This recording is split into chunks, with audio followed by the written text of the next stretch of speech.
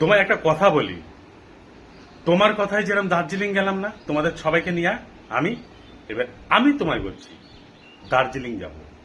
তোমাদের বাড়ির সবাই যাবে কিনা বলতে পারবো না, আমরা চারজন যেই হই, আলিপুরেরই, আমার বাড়ি কেউ আসবে না, কেউ নয়।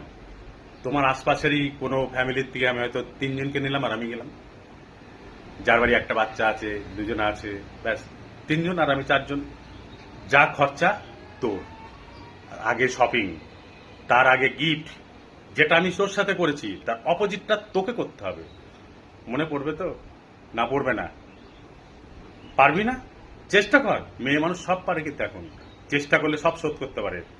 এভাবে শোধ কর, তাহলে টাকা দিতে হবে না। হয়তো জিনিসের দাম বাড়বে, রেস্টুরেন্টে তখন হয়তো আমরা খেয়েছি 150 টাকায়, সেটা হয়তো এখন 200 টাকা বা 250 টাকা হবে।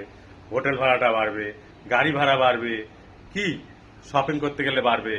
পারবি না খাওয়াইতে? একটু পারবি না? আর তারপরে আবার লিস্ট দেবো, সেটা পরে। আগে দার্জিলিং এর প্ল্যানটা কর।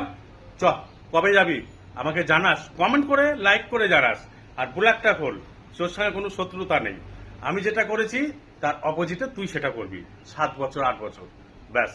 তারপর প্রত্যেক দিন 5টার থেকে রাত 9টা অব্দি ঘোরাবি। আমি যা খাবো, যা কিনবো, পোশাক সব তুই কিনে দিবি। পারবি? তাহলে সব ক্লিয়ার হয়ে যাবে, টাকা দিতে হবে না, গায়ে গায়ে সব শোধ হয়ে যাবে। হ্যাঁ, যা বাড়িতে বস, আলোচনা কর, মায়ের সাথে আলোচনা কর। বাই।